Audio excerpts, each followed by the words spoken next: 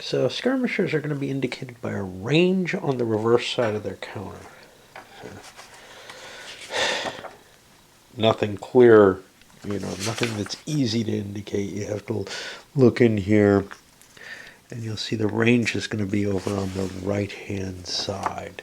And we start looking, and we see, there aren't a lot of them, so we're probably going to largely just forget about skirmishers unless we happen to run into one and see one. Here's a rifle unit that can be in skirmish formation. All right. But unless they're traveling in column, we probably won't look at the backside of the counter, so we'll never realize, right? The cavalry have a skirmish factor, and that may be in the same place. No, that's the lance bonus. Skirmish value is going to be in the upper left. So, I don't know if we don't have any cav in column, I don't think. I think I've got it all deployed in line, so those will never be obvious. Okay. The units will be deployed inverted to designate this formation, I guess in column formation. So if they go into column, they don't. Infantry skirmishers with 3 or less increments must adopt this formation in 1 hex. If they have 4 or more increments, they must adopt it in 2 hexes. Cavalry in, we'll call it skirmisher because we, now we have to call them tirailleurs d'archevelle, must always be deployed in 2 hexes regardless of the number of increments. And I guess they can't travel in column, but we'll see if that makes a difference. So they have a broader frontage for the infantry, and the cav also look like they have a somewhat broader frontage. In combat, they can fire up to 3 increments from any given hex for the infantry. When a fire attack is made on a target 2 hexes distant, the value of the attack is halved. Units with a range of 2 or 3 of their rifles can fire on units 2 or 3 hexes away. I'm assuming if you're 3 hexes distant, you're also halved, unless we see something later here. Only units in trailer order may make fire attacks at a range greater than 1 hex. The Chevelle can always use their printed skirmish factor when skirmishing. The skirmish factor of the horsey skirmishers is constant, which is to say that if you, let's see, in other words, okay, if the skirmish factor is 5, yeah, so we're going to give an example instead of making it clearer, and the tirailleur à cheval has 3 enemy units in its fucking zone, the influence, that it may skirmish with, and not trial with, no? And then the skirmish value for each skirmish unit is 5. Okay, whatever. The melee value of all units deployed in skirmish order is halved. Okay, so skirmishers can always retreat before infantry combat units if their movement potential is higher than the movement value of the assaulting units, or if the enemy unit is not also a skirmisher, or in skirmish order.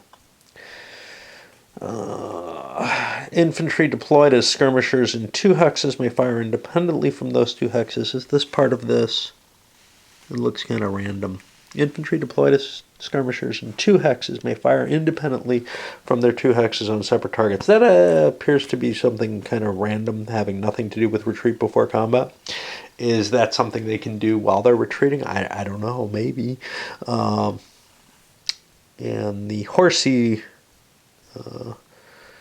with each unit in their zone to influence in the same fire phase. What the fuck? Tirailleurs à cheval skirmish with each unit in their zone to influence. Okay, again, that seems to be something related to retreat before combat for no apparent reason. Maybe they just couldn't figure out where to put it. Who knows? Okay, now we go back to something that's titled the same, tirailleurs and retreat before combat. That's what this is. Maybe this is and combat and they screwed up. I don't know. Okay, when they're target of assault, They have the option to retreat before combat. It's what it looks like, that this is mistakenly titled. And they can do a retreat, which does not trigger the opportunity fire or opportunity charge. The path of retreat must be free of enemy units. They can use up to half their movement potential for the retreat, but must stop in the first hex free of enemy zones of influence or friendly units.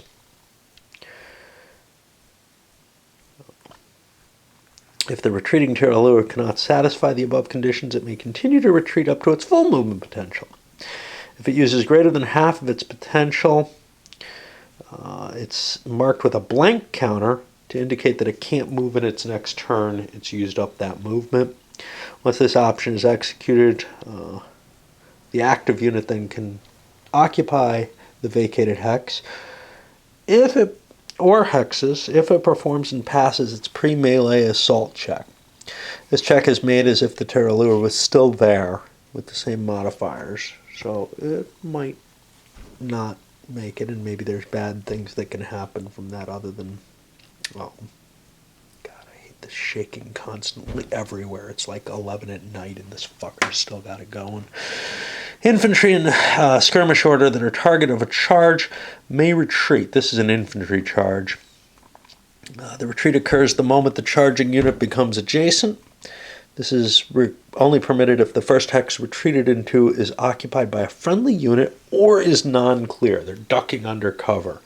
If they retreat into a friendly occupied hex and this doesn't violate stacking restrictions, i.e. there's either a leader or it's a square, it assumes the formation and orientation of the units in the hex at the bottom of the stack.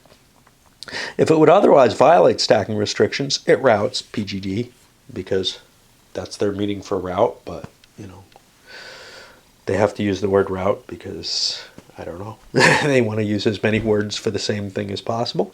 This route movement has no effect on the other unit in the hex. The men simply run around and scream like maniacs.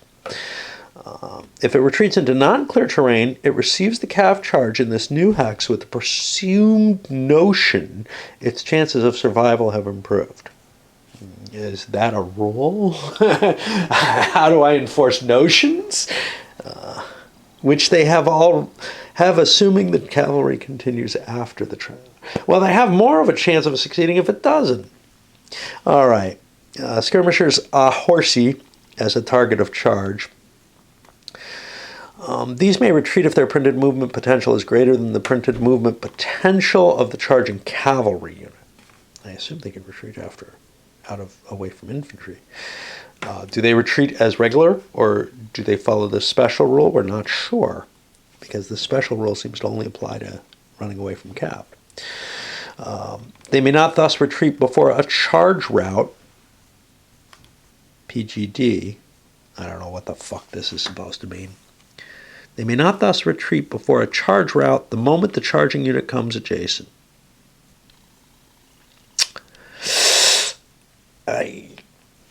No idea what a charge route is. It sounds like something that should happen to them, but like, how do they know if they're going to route? Or on the other side, what is this unit? Is it if it's a routing unit that charges them? I don't fucking know.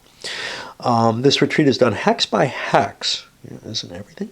If the charging unit chooses to pursue or fails to recall, it retreats a hex, then the cav pursues, then it retreats a hex, then the cav pursues. And this can last as long as the charging unit has movement potential. And then there's something that's not correct here. Or successfully elects to recall. No. Or does not successfully effect a recall. The retreat is considered involuntary and does not trigger opportunity fire, opportunity charge, but it can create reaction charges by reactive units. I thought opportunity charges are reactive charges. I don't know. Okay, the skirmies on horse become tired if this retreat involves more than half their movement potential. And tired is one of these markers. We don't know the effects of it. Okay, and movement.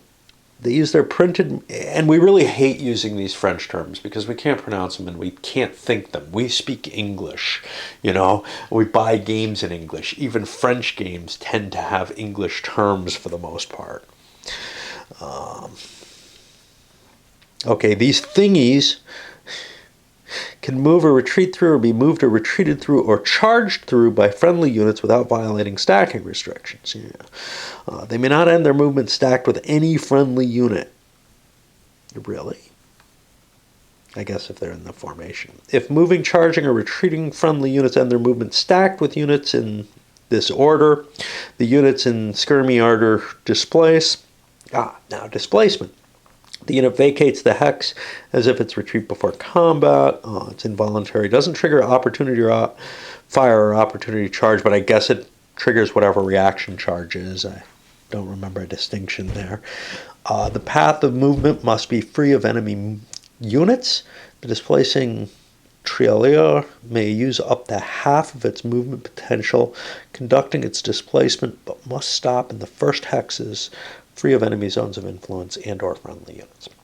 If the displacing skirmisher cannot satisfy these conditions, it may continue to move up to its full movement potential. If it uses greater than half, it's going to be marked with a blank counter to indicate that it can't use its movement. Again, I think these are only for infantry retreats, but this one seems to only be allowed against cav, and I think cav should be able to retreat away from infantry, which it's hard to reconcile what the rules say without putting a lot of interpretation into them. Non-French infantry deployed as tirailleurs and rallying squares. What the fuck? Non-French infantry that are in skirmish order cannot form a square, a carré, during the charge à cheval segment of the chronologie de battle, because that's what it's called elsewhere. You know, why use the fucking terms that the hobby standardized this is on? But may attempt to form a rallying square. French infantry acting as skirmishers must roll on the carry realization chart if they wish to form a square during the enemy charge à cheval. And this is why this thing just doesn't sink in, right? I mean, other than that, there's so many things wrong with these rules, but the choice of terms is one of them. The wandering around topics is another. The bloat is another. Tirailleurs à cheval force infantry to pay extra points of their movement potential when moving in their SD. When the active infantry moves adjacent to the front orientation of a thingy, a movement penalty of... And this is how I start to fucking read it, because it's so obnoxious. Of +3 movement points is paid by the infantry for the hex. What the fuck are they talking about? I mean, it doesn't even make sense because of the language happening here. There's no excuse for it. This is written by a man who speaks English.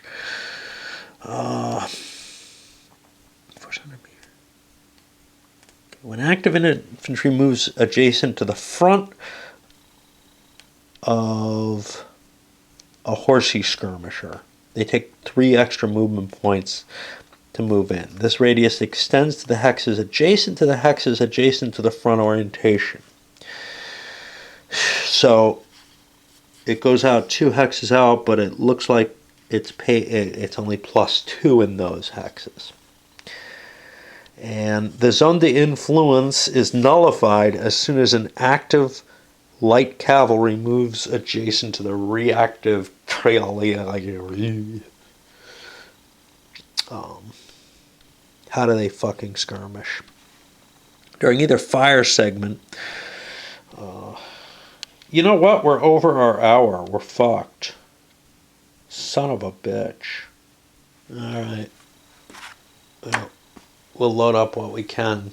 And no break or anything like that because of this. Okay, where the hell are we? So how these fuckers skirmish.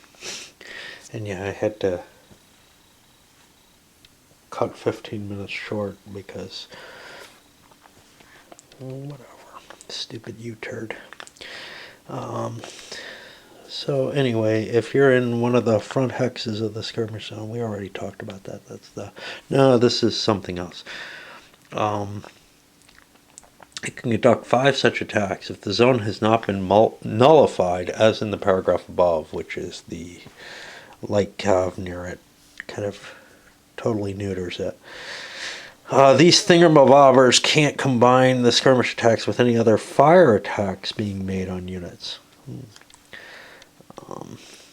by other friendly units. Thus, if the TACA, whatever that is, I assume, wants to make an attack, but the hex is already under attack from another source, it must forego its skirmish attack. Each and every skirmish attack is conducted at the full printed skirmish value. Okay, involuntary formations. And we'll finish up formations, and that gets us halfway through the rule book. There's 2 involuntary formations, and instead of them being disorder and rout, they are disordre and plus grand disordre. Cav and unlimbered artillery can never be disordered. Disordre.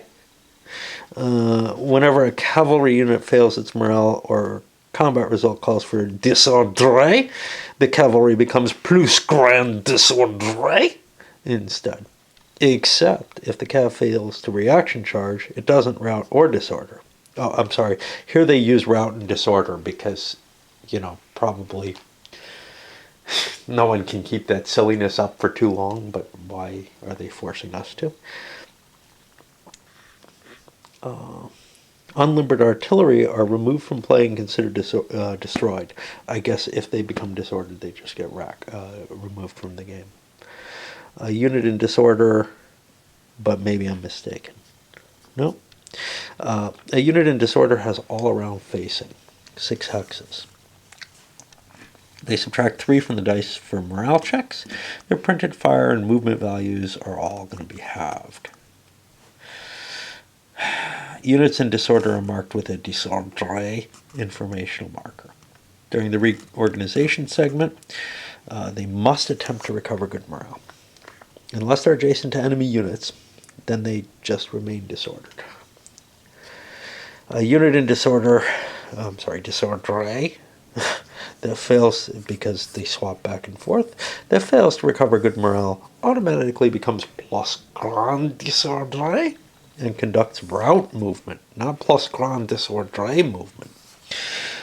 The moment a unit becomes disordered, it moves away from the disordering event at half its movement rate. Okay, so rout. A unit that's routed, has all around facing 6 hexes. These units lose 6 from their morale checks. The routed units may not fire. They melee at 1/3 their melee value and only on defense. And they move at their printed movement potential. Remember, movement in disorder is halved because the unit can't maintain its formation and it's kind of struggling to stay together. But in rout, they're just running. They're going to go at least at their normal movement. These PGD units can only attempt to recover good morale during the reorganization segment of the chronology of battle. They can attempt to recover good morale unless an enemy unit is adjacent to them. A failed recovery attempt will see the PGD unit rout again unless it's at least 15 hexes away from the nearest enemy unit in good order. This distance is not achieved automatically, what the fuck, but conducted as regular route movement, 1 hex at a time, governed by the movement points, terrain costs, etc. Okay.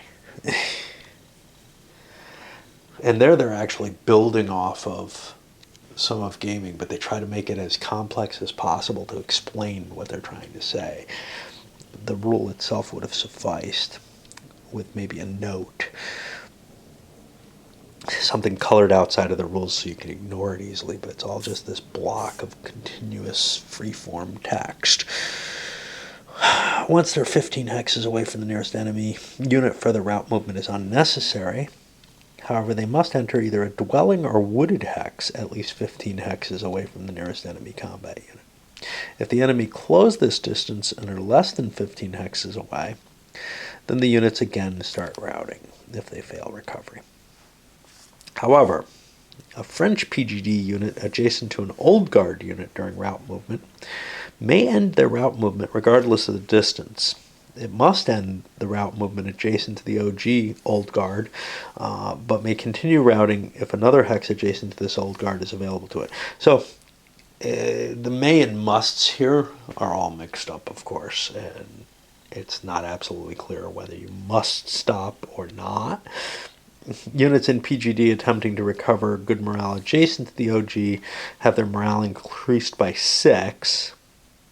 Their morale improved by 6 for the better, which I think is subtracting from the actual morale, but I'm not sure.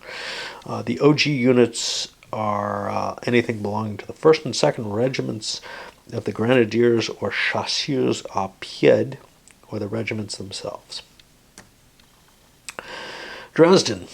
Any French unit in PGD within Altstadt or Neustadt of the city of Dresden. And that's really those two segments there.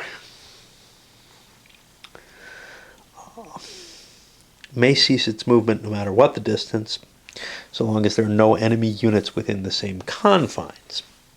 These are distinct entities, so enemy units in one doesn't affect the other. Exception, Elbe on PGD. Units in PGD separated by the Elbe River during reorganization do not continue their route movement if failing a recovery check. Units that route behind enemy lines require a leader in the same hex in order to reorganize, regardless of the distance separating them from the nearest enemy unit. Behind enemy lines is not really defined. If no leader is present, the unit must continue its route movement in each successive reorganization until it's behind its own lines. I mean, we can kind of try to guess what that means, but and in some cases it'll be clear, but in others, maybe not so much.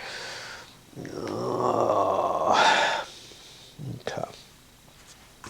Unlimbered artillery, neither route nor disorder, they're removed from play. And units that are disordered or routed go immediately to good morale if they pass their morale check during the rearc segment, and then we go to movement. Okay, let's go on with the movement section here. Let me check my time, make sure. So this is going to be your movement potential, and the actual movement rules are not that complex. You've got your standard costs based on a movement chart. The problem is there's a lot of stuff that's not nicely integrated into the charts and aids. So for example, if you're in line formation, you lose 2 off your movement. You just start remembering that, I guess.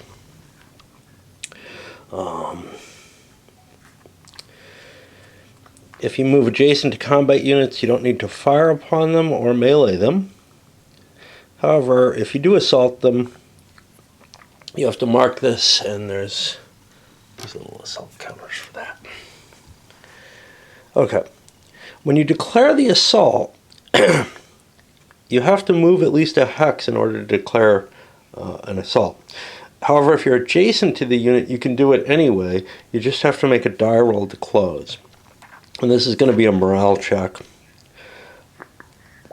I think you're still going to have to make another morale check in the let me see. No, if you roll to close, you don't have to make a pre-morale check. Why this differentiation? I am honestly not sure. It may have to do with the timing. If you've got the momentum going, you might scare the enemy before you have to get scared yourself. But if you're standing and you have orders to go forward, that's harder to get you moving. But then once you're moving, you're not going to have another chance to break. Again, that's a level of distinguishing between slightly different cases with slightly different rules. That is probably an unnecessary overhead. But again, this is the only system that covers this battle that I know of, other than, but that covers it with a firepower-based system. So I'm stuck with it, right? And that's the real problem. This is the really popular massive system, even though there are better firepower-based systems out there, in my opinion. Okay, so here's our formation change costs, and they're fairly simple. It's just by type. Now, is this on here or anywhere else? No, it's just like many things in these rules, not nicely provided in a player aid like most modern games would do. TSS has the same problem, but by now, Great Battles of the American Civil War, I'm sure, has stuff on player aids.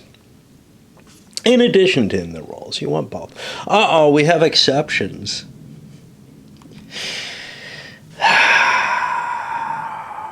You can form square without paying movement points if you're doing it while you're being charged, yeah. You're always going to move through the front unless you're a unit in line, in which case you can move through a flank hex side up to 2 hexes, maintaining the same facing. Now that's probably meant to handle oblique maneuvers, which minis games go into so much detail handling.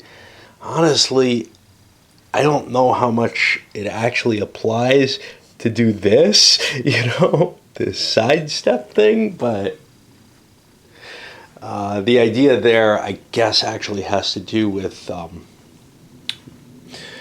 the fact that if somebody's right here, well, if you want to move to here, you would have to turn, move, and now you don't get an option to turn unless you have movement points still available. Which, whatever. It may be to try to make up for that unnecessary complication to the system. And we may drop some of this, I mean, I doubt that I'm gonna. I don't see myself going to Constant World and saying, "Yeah, I want to play this system." I really don't. The only reason I'm bearing with it is, there's this beautiful map, and I paid a ton of money for this game, and it covers a battle I'm interested in. But I'd rather get to a system that I'd prefer, and not stick with this one. Okay. You can only have one formation in a given hex. What is all this shit? There's all these here. These seem to be morale check modifiers. Infantry and cavalry cannot be in the same hex. Whenever a violation in stacking occurs, you look at these, and this is going to be you make a morale check with this penalty. If 2 disordered units are stacked, I guess. Maybe this is if a disorder gets a disorder, but I think it's if 2 disorders are stacked, they get a PGD, right? That's what it seems to be saying. I don't know. These aren't cumulative. I guess you take the worst. God. Okay.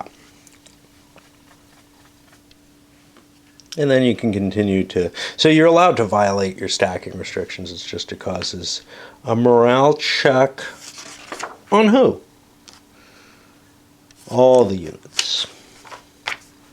Okay. Whenever formed infantry or cavalry end their movement in a space containing friendly skirmishers will displace from the hex rather than remain in violation of stacking rules. And this is forced movement. A divisional size force in good order that is on level 0, I guess they mean morale level 0, that's the only place I know of that, may increase its movement potential by employing forced march. Forced march is done by the division. Well, these unfortunately are core. I guess you strip out divisions from them. And I don't know, So would you work with the divisional morale, or would you work with the actually tracked core morale? Again, I don't know. I'll probably go at the core level. You indicate a division that's either a movement unit on its own or part of a greater one. Move all parts of this division up to double the printed movement allowance, and then roll dice. Modify it by -6 and the divisional leader's morale bonus. And then you compare your individual morale ratings to a single result that you rolled for the whole unit. Only units in column or limbered artillery may force march. Units not in column use their first movement point to change formation into column or move from terrain that mandate general order. Divisions must remain in clear terrain. Slopes are clear. All units double their movement potential. If they fail their die roll, they end the move in disorder. If they still move double? I think so, because it says all units that force march. All units that force march must begin and end the march within the divisional leader's command span. All divisions that force march modify their morale by -3 for the remainder of the turn. I don't think there's a counter to remind you of that. A division that attempts force march on subsequent and consecutive turns follows the guidelines given above.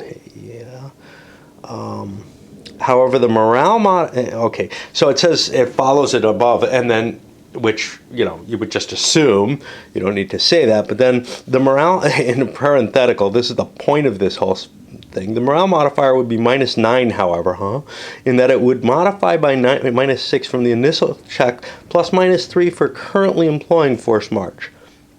And then that remains constant. I mean, they're putting a major rule in a parenthetical to something, wow.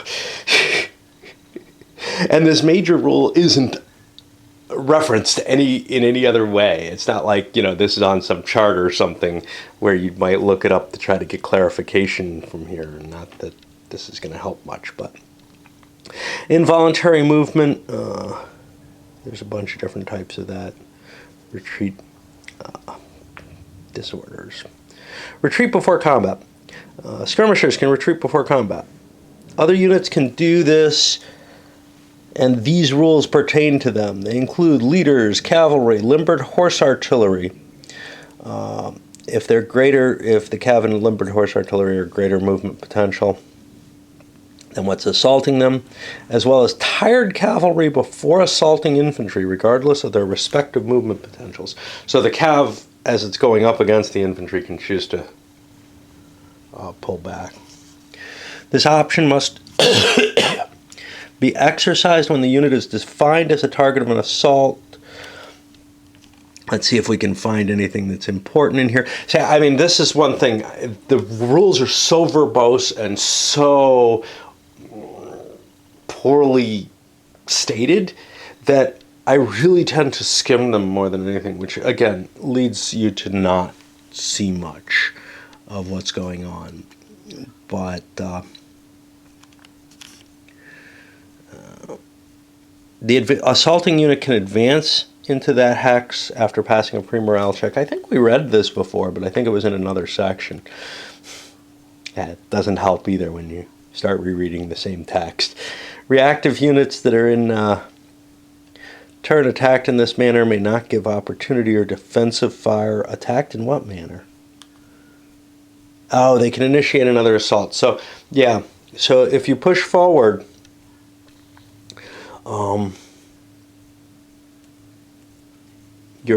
if you push forward after one of these auto retreats, you're able to plow into the next unit. But you can't do this when it's skirmishers that retreat, because they kind of screen the enemy from fire. And then you go to the pre-morale check. There'll be no opportunity or defensive fire.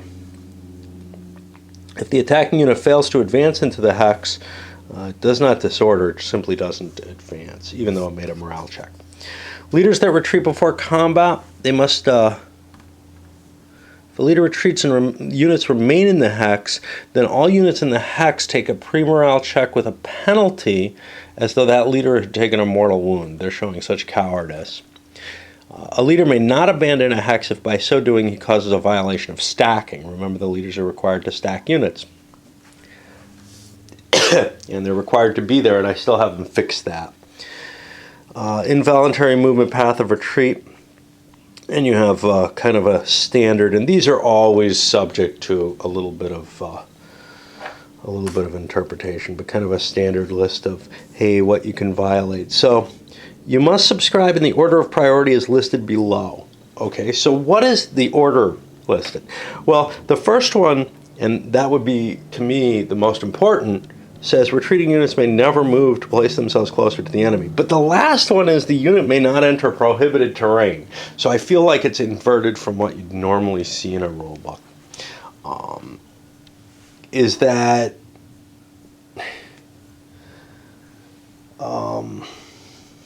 is there something clearly wrong there? No, they didn't state the order, but I think the general assumption is number one would be the first thing in the order, the thing that you most cannot violate, but I've seen this kind of error before. I have good fortune, Kyle Seeley, who watches a lot of my vids and produces his own, has been looking at a comparison of the Dresde rules, which are this weird mishmash between the regulations and the Marie-Louise, to create something new. And this is supposed to be sort of the final rule set. But, of course, people can go back to whatever they like. And he shows an incredibly clear rule from the regs that takes about this much space to explain. And then, just seriously, a whole column that fails to explain it in this set. Somehow or another, they've obfuscated and confused the rules completely in this set. And I'm considering going back to I have Regs Year 22 that I picked up for like, I don't know, $5-7, something like that. I was like, hey, it's probably newer than what I have sitting in that thing. So, let's try that. And if it's not, well, at least I have 2 rule books that might be helpful. Well, I'm seriously considering trying to merge any of the specific rules out of this, and this is what really sucks about, I can't necessarily, some of the Dresden specific rules aren't in here. They are only in here. So I would have to actually hunt those down and try to insert them. This is one reason why you don't want to put individual battle rules into the series. But, this thing is just such a nightmare compared to what he showed that I'm thinking, go back 10 years and probably the regs are in better shape, because the only response I can really come up to at this, and he pointed this out over on TGB, and you really should be contributing there, posting whatnot, because that helps keep my mind fertile. But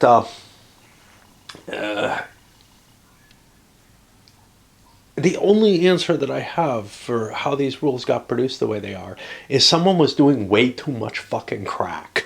Because this is beyond, I don't know. It's really, what's strange though is there's a certain level of discipline to it. It's not following normal rules structure at all. There aren't too many glaring errors or anything like that. It's just like somebody who decided they wanted to do stream of consciousness for their rules, and that'll be easier to understand or something. I have no idea what the intention here was, but whatever, I'm sure it failed miserably. Okay, so for combat, the main hitting, the first thing we hit is fire combat. Okay. Fire combat will be directed at a hex rather than on a per unit, and you establish an odds ratio by comparing the fire defense value of the hex against the fire factor of the initiating unit. And then I've needed a couple of charts here for this, but basically you'll see what happens supposedly on the fire effects table. Is that what they say? That's what I read, but that doesn't seem right. Located on the combat off view. Yeah, the fire effects is your multipliers and stuff. Okay. Shit. All right. The fire defense value of a hex is going to be the branch of service of the unit, the formation the unit's in, and that's going to be on this sucker, I hope. I don't know. Maybe not. There it is, fire defense table. Okay. The orientation, no, wrong thing. The formation, the terrain of the hex. Okay, so we look formation up against terrain in the hex, and I mean, formation is unit type is part of formation, essentially. The size of the target unit. Whew. Okay, we don't see that yet. May be noted down here in these things. So like a square has more than 9 increments, it has fire defense of 4. That's a pity that they do that this way with just a little dot here. Because if I look at infantry and square, there's a star here for palace, bastion, wall, but that I don't think is what they're talking about here. And there's no marking to tell me, hey, there's something special down below you ought to look at. Yeah, great design, folks. Great fucking design.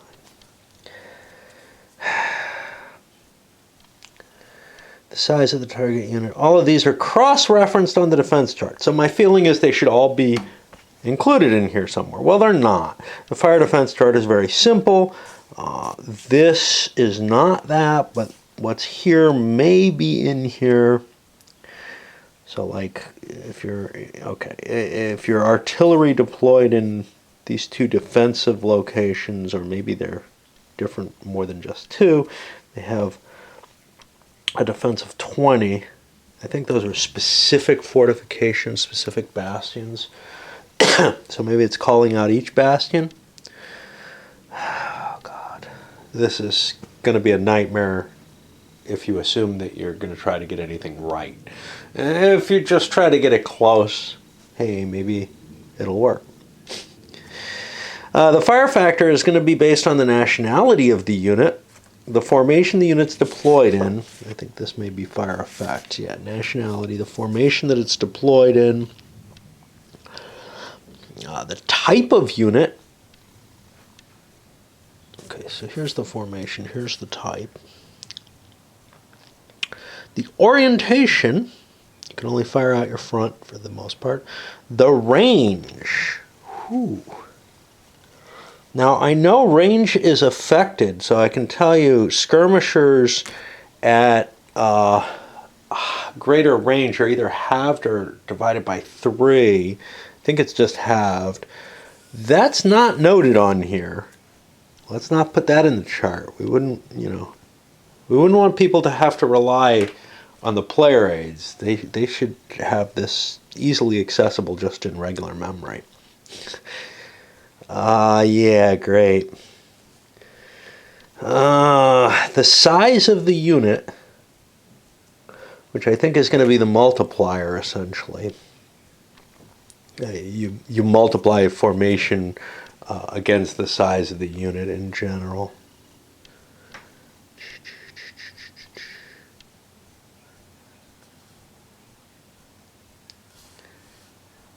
Okay, but artillery have a different range factor, which is written on the things. And again, not in the rules there. And this will give you the fire factor of the unit. Then you go to this combat a la few. And this indicates the number of increments that are lost in the target hex. All right, it looks like there's a die roll here. That's not accounted for in the rules, but okay. I see some chance here, but I think that's opportunity fire. So I guess what you do is you take, and do we have this? Yeah, nowhere does it really go into this. And this is kind of weird, but you created an odds ratio, I guess, between the firing factors and the defensive value. So the bigger the defense, so like squares that are massed are going to be only a defense of 4. So they're weaker. Well, in a clear garden thicket. They're going to be weaker on defense the more they get. And you can see these numbers are pretty significantly different. You know, like firing on a column or a square is just got a 6 defense, but, you know, we're hitting 20s in some of these others. So, all right, so what are our results? Does it tell us that? The number of increments lost by the target hex. Okay, and now we go into specific types of fire. Defensive fire occurs during the feu de provoques and mêlée cheval. Unit can only fire defensively through its front and only at units that are in an adjacent hex, for the most part. They don't state the exception or the possibility of such. So, you know, if I go look this up for some reason, I may not realize that that exception exists. More than one unit may fire on the same hex if they're all combined into one attack. A hex can only be fired at once during a segment, however, but it can be inadvertently attacked several times due to ricochet attacks by artillery. All right, that's going into a lot of detail, the ricochet attacks. Defensive fire does not expend artillery ammo. Cool. Okay. And again, defensive, this provoked fire, which is called defensive fire, this only happens if, no, the fire de provokes, I bet you, is a defensive fire segment rather than an opportunity fire. That's down here. Okay. Feu de assault. During a feu de assault segment in the chronology of battle, all targets within range of active units can be fired upon. You must have a line of sight. Firing units may only fire offensively through their front hexes. Okay, so this is offensive fire, I guess. Yeah, it'd be nice if they used one term. And it would be nice if it was the English term, but I don't want to be, you know, that limiting. If it was written in French originally, maybe it makes sense if the counters use these words, which they don't. More than one unit may fire on the same target hex. If the target's adjacent to all the units, 2 adjacent hexes of artillery can combine their fire if the leader's present in one of the hexes. So this is a little weird. I'm not sure if more than one artillery can fire on the same target hex if the target's adjacent to them, or if the artillery is only limited to this special rule. Or in the case of an artillery leader of special ability, up to 3 adjacent hexes of artillery may combine their fire on a single non-adjacent hex. So it sounds to me like the artillery can combine at range 1, and if it's further than that, it's got other problems. Offensive fire expends ammo. The artillery action chit, when this is pulled, all the grand batteries, mortars, and howitzers can do fire attacks at any enemy units within their range. This fire is treated like assault, by which I mean offensive fire, not some kind of melee or something like that. Got to clarify everything because they use so many terms for each thing. The chit indicates when the bastion guns belonging to the Allstadt may fire. These can't fire at any other time except defensively. In the feu de provoque, I guess they get no opportunity fire, although maybe that's just, you know, reading, you know, applying logic to these rules doesn't always work. Op fire occurs whenever there's a voluntary movement in the zone of influence of reactive units that may make a fire attack. Op fire is when a given moving charging unit exits the zone of influence. Okay, it's very specific here, of an enemy combat unit. Even though an exiting unit may be 2 hexes distant once it leaves, the fire is given as though it's still in the target hex. Any actions that require a movement potential target are opportunity fire, such as voluntary change of formation. Notice facing changes don't cost you anything, though. More than one unit may fire on an existing unit if the zone de influence of each firing unit is affected. Each fire attack, however, must be totaled into one attack. Okay, I don't know what that's supposed to mean. More than one unit may fire on an existing unit if the zone of influence of each firing unit is affected. Each fire attack, however, must be totaled into one attack. I think that's saying you sum their values. But my first reading was each one has to be totaled into its own attack, which, yeah, I don't know. Moving into a zone of influence does not trigger opportunity fire. Okay, we've done enough for now.